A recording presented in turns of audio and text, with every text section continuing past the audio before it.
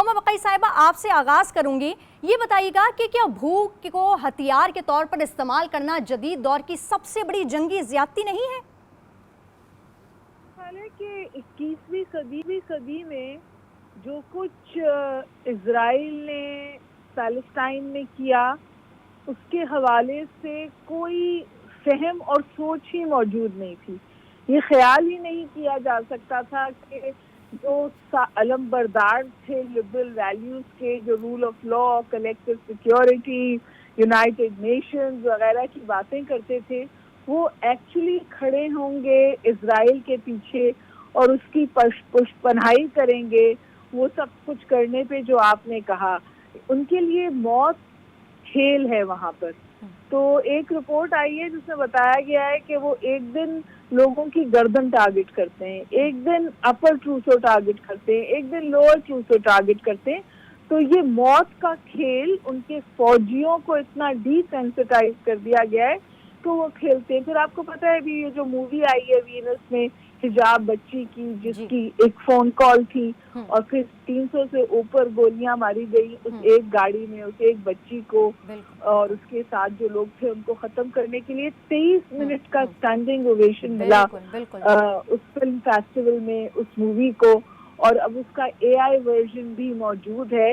लेकिन ऐसा लगता है कि आप कुछ भी कर लें, कुछ भी कह लें, जो बेज़मीरी है इस वक्त, या जो ताकत का नशा है, ज़ियोनिस्ट लॉबी का होल्ड है बिलखुसूस अमेरिकन पॉलिटिक्स पे, वो किसी तौर कमजोर नहीं पड़ रहा। अभी वो हार्वर्ड यूनिवर्सिटी में जो उन्होंने फ्रीडम ऑफ स्पीच के ऊपर उनकी फंडिंग बंद की थी, और यही बात थी कि वहां पर इजराइल के खिलाफ बात हुई थी, वो भी वो कोर्ट से केस हार गए।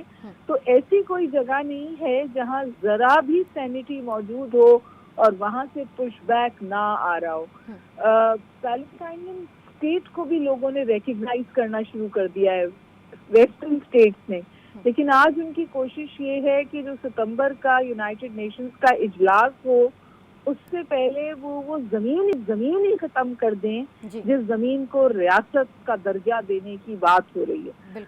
और ये सबको नजर आ रहा है और उसको रोकने का कोई जवाब, कोई सूरत हाल नजर नहीं आती। मतलब आपको लोग बात करते हैं कि वहाँ पर एक ह्यूमैनिटेरियन कॉरिडोर बना दें। बिल्कुल हुमा, आपने बिल्कुल दुरुस्त फरमाया है। ये चिश्ती साहब, आपसे भी मैं यही पूछना चाहूंगी, अब ये भी हम देख रहे हैं कि अमेरिका का बार बार वीटो इस्तेमाल करना आलमी इंसाफ के निज़ाम पर कितना बड़ा धब्बा है सर?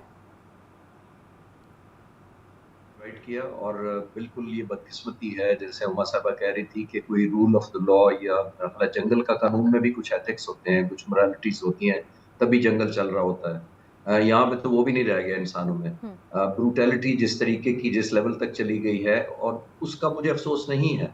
उसको जो कवरेज दी जाती है, जो उसको प्रोटेक्शन दी जाती है, और बल्कि शय दी जाती है कि वो बढ़ावा हो उसके अंदर, वो सबसे ज्यादा तकलीफ दे मरहला है। क्योंकि दुनिया में हर जगह पर जहाँ पे उनकी अपनी नेशनल इंटरेस्ट होती है बड़ी पावर्स की, वहाँ वो ना सिर्फ पहुंच जाते हैं बल्कि यूनाइटेड नेशंस की मिलिट्री फोर्स भी पहुंच जाती है, यूनाइटेड नेशंस के ऑब्जर्वर भी पहुंच जाते हैं, पीस कीपिंग फोर्सेस भी एम्प्लॉय कर दी जाती हैं। लेकिन यहाँ पे कोई एब्सोल्यूट खाना ही नहीं जाने दिया जा रहा। पीस कीपिंग तो बड़ी दूर की बात है कि कोई चला जाए। फूड सप्लाई हो रही है, यानी राशन को, यानी कि खाने को और पानी को एज अ वेपन यूज किया जा रहा है टू पनिश पीपल। उनको ये कहा जा रहा है कि वो छोड़ जाए उस जगह को। और ये भी देखिए कि छोड़ना भी आसान नहीं है। वो भूखा और प्यासा रखकर लोगों को कह रहे हैं कि वो एरिया वोकेट करें। बहुत सारी खवातीन बूढ़ी हैं, मरीज लोग हैं, बहुत इतने छोटे बच्चे हैं, कुछ खवातीन हैं जो फैमिली वे में होती हैं। उनको कहा जाए कि 40 किलोमीटर दूर फलां जगह पर जाकर या 50 किलोमीटर वहां जाकर आबाद हो, जबकि ना कोई वहां ट्रांसपोर्टेशन है, ना कोई फ्यूल है वहां पे जाने के लिए। मैं अभी कनाडा अमेरिका में ही था, मैं वहां डॉक्यूमेंट्रीज देख रहा था और लोगों से भी मिल रहा था। वहां पे कॉमन लोगों को जरूर कंसर्न है, बट डिस्कनेक्ट ये है कि हुकूमतें और जो पॉलिटिशियंस होते हैं, जो लीडर्स होते हैं, वो फैसले दूसरे करते हैं। मैंने वहां लेक्चर दिए अपनी जंग के बारे में, और जब गजा की बात होती थी, कुछ लोगों ने वहां सवाल किया, तो यकीन करें कि वहां के अमेरिकन सेनेटर भी थे, उनको भी लोगों ने यही कहा कि आप किस तरह की पॉलिसीज बना रहे हैं कि आप ऑफिशियल, यहाँ आप कहेंगे कि मैं ह्यूमैनिटी का सबसे बड़ा अलंबरदार हूँ, लेकिन जब आप वहां जाते हैं या गवर्नमेंट के फैसलों में शामिल होते हैं तो आपकी गवर्नमेंट को ऑपरेशनलाइज नहीं कर पाते। ये बदकिस्मती है, हमारे डुअल फेसेस हैं। एक तरफ हम जंग बंद कराने की और अमन की बातें करते हैं, और उसी तरह इजराइल जैसे मुल्क को, जिसको 260 बिलियन दिया है पिछले 78 सालों में मिलिट्री एड की जुमरे में उसको आप इनकरेज करते हैं, और दुनिया का फ्री हैंड दिया हुआ है सबसे, अगर किसी मुल्क को दिया हुआ है, और किसके अगेंस्ट? कोई मिलिट्री फोर्स नहीं है। यहाँ हिंदुस्तान पाकिस्तान में हम मिलिट्री फोर्सेस थे, हमने कॉम्बैट किया, लड़ाई की, एक मुल्क या दूसरे मुल्क को कोई कामयाबी हासिल हुई, कोई माने या ना माने, वहां पे निहत्ते मासूम बच्चे और बेवाएं, जिनको ऑलमोस्ट सारे मर्दों को दिन ब दिन शहीद किया जा रहा है, वो है। ये इंसानियत जागनी चाहिए। लेकिन बदकिस्मती से आखिरी जुमला मेरा इस पे ये है कि रूल तो तब हो जब रूल कोई माने। जब वहां कानून ही कोई नहीं माना जा रहा, कोई जंगल के कानून का भी, जैसे मैंने कहा कि वहां कानून कोई नहीं है, तो अब क्या तवक्को की जा सकती है? सिर्फ आप और मैं बिल्कुल दुरुस्त फरमाया कि पीस मेकिंग पॉलिसी जो है वो दुनिया में हमें नजर नहीं आ रही है। अगर जिससे साहब टेक्नोलॉजी कंपनीज जैसा कि गूगल हुआ, अमेजॉन, नस्ल कशी और इसराइली फौज की खुलेआम मदद कर रही है, तो दुनिया के ममालिक या कम से कम मुसलमान ममालिक क्या कर सकते हैं? हुमा, क्या कहेंगे आप इस पर?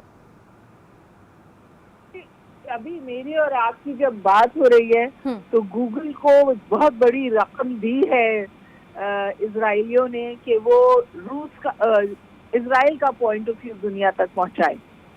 तो अगर आप लार्जर स्कीम ऑफ थिंग्स देखें तो ये बात तो बिल्कुल सामने आ गई कि United Nations has failed, western order has failed, और जो बात अब शायद चाइना और रूस कह रहे हैं वो जो है वो scheme of things to come है, जहां शायद नई सब बंदियां और नई पीस ऑर्गेनाइजेशन जंग बंदी करा सकती हैं। अभी हम तो वहां पर जंग बंदी कराने में भी नाकाम रहे, और देखिए ये जंग है ही नहीं।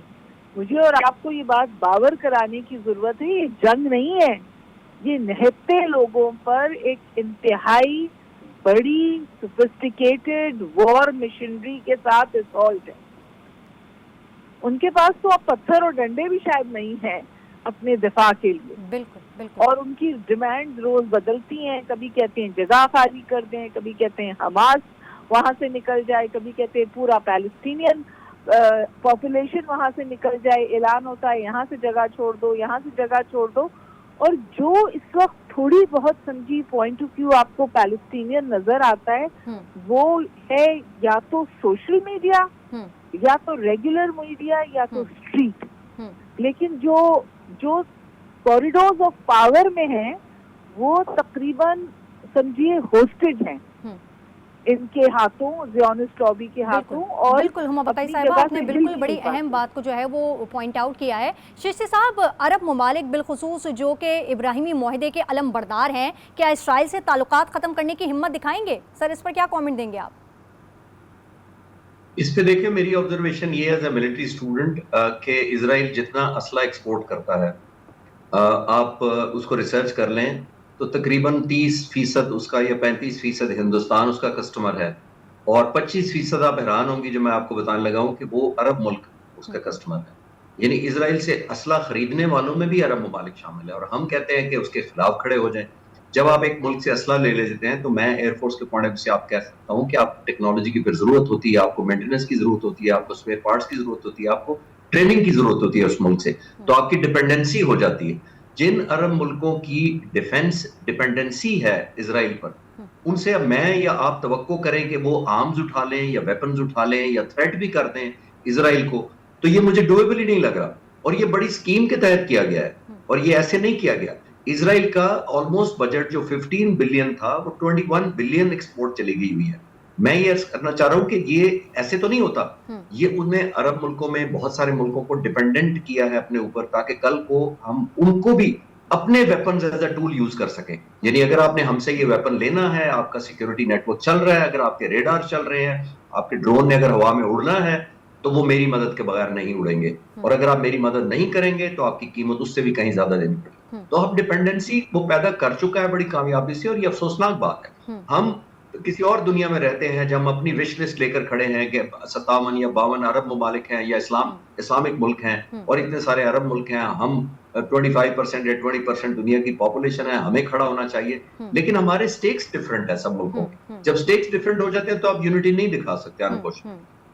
बिल्कुल बिल्कुल। हुमा बकाई साहिबा, जमहूरियत की हम बात करते हैं तो ये कैसी जमहूरियत है कि अमरीकी अवाम की जो अक्सरियत है वो फ़लस्तीन के हक में है, और हुकूमती पॉलिसी को अगर देखें तो वो इसराइल के हक में है?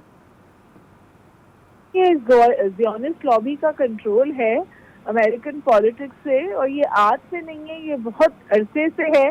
मेरे ख्याल है जिमी कार्टर वो वाहिद प्रेसिडेंट थे जिन्होंने apartheid in the middle east के बारे में बात की थी, तो उनकी किताबों को भी दुकानों से गायब करा दिया गया था और बल्क बाइंग की गई थी ताकि वो किताब किसी को ना मिले।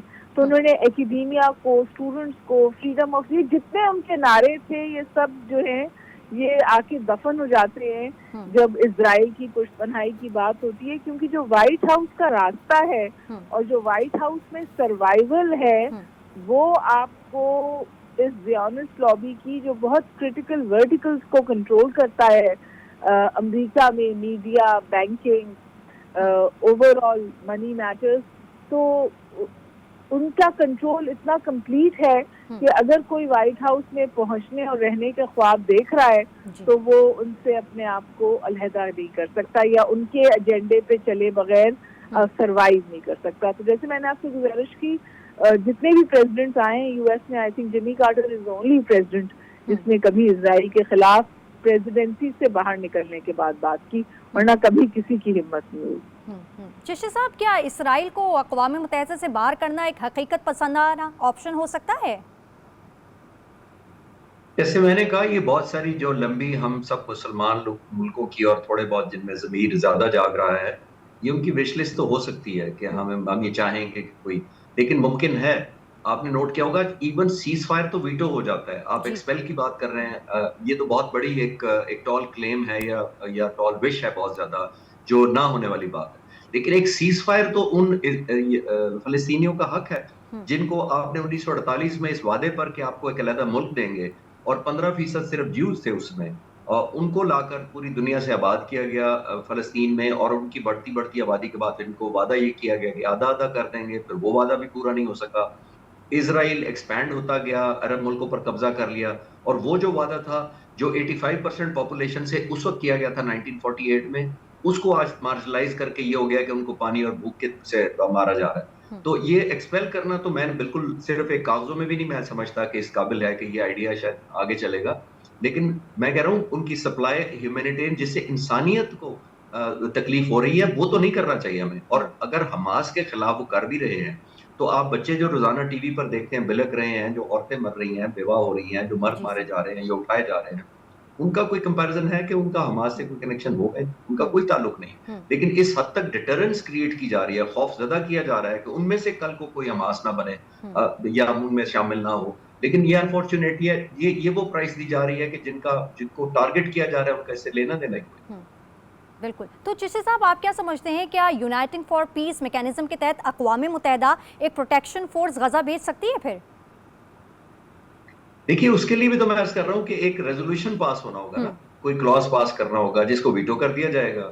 अगर खाने के लिए अगर नहीं सप्लाई जा पा रही, उसके लिए कोई रेजोल्यूशन पास नहीं हो रहा कि लोग भूख से मर रहे हैं, प्यास से, बच्चे दूध से मर रहे हैं, उनके लिए कोई सप्लाई जाने दी जाए। दुनिया इतनी बेबस है बिकॉज अब एक बड़ी पावर उसको सपोर्ट कर रही है। जब दुनिया एक तरफ इतनी ज्यादा बेबस है कि फूड सप्लाई नहीं हो रही, और वो भी बच्चों की मैं बात कर रहा हूँ, सोल्जर्स की बात नहीं कर रहा कि सोल्जर ट्रैप हुए हैं तो आप उनको पनिश करना चाहते हैं या उनसे बदला लेना चाहते हैं। ये बच्चे इजराइल के खिलाफ नहीं लड़ रहे थे और ये औरतें नहीं लड़ रही थी, लेकिन उसके बावजूद अगर आप इनको फूड नहीं जाने दे रहे तो ये फिर एक और विश लिस्ट है कि अक़वाम मुत्तहिदा फौज भेज दे। अक़वाम मुत्तहिदा तो सिर्फ एक बयान जारी कर सकती है, उनके सेक्रेटरी जनरल का आपने पिछले 2-2.5 सालों में आप देख लें क्या स्टेटस है, सिवाय कंडेम करने के, बयान देने के और अपीलें करने के। तो अगर अपीलों से जंग बंद हो सकी तो कब की हो चुकी होती, लेकिन अपीलों से नहीं होती है। दुनिया कमजोर का साथ नहीं देती है। हिंदुस्तान पाकिस्तान के सिनेरियो को आप रेफर कर लें, हमने हिंदुस्तान के साथ जब बात की है, बहुत बड़े बड़े इंटेलेक्चुअल आज बात कर रहे हैं यहाँ भी, और अमेरिका में गया तो वहां भी कह रहे थे कि जी अमेरिका के सदर ने जंग रुकवाई। मैंने कहा ये पाकिस्तान के लोगों ने, मुसल्लह अफवाज ने और पाक फिजाइया ने जंग रुकवाई है, क्योंकि पावर जब होती है, जब आप ताकतवरी अपने आप को शो करते हैं और बहादुर शो करते हैं, तब आपकी दुनिया इज्जत करना शुरू करती है। फलस्तीनी फरमा के जो दुनिया है वो कमजोर का साथ नहीं देती। हुमा बकाई साहिबा, आपसे पूछना चाहूंगी कि अगर दुनिया आज ना बोली तो आने वाले वक्त में इस खामोशी की कीमत कैसे अदा करनी होगी?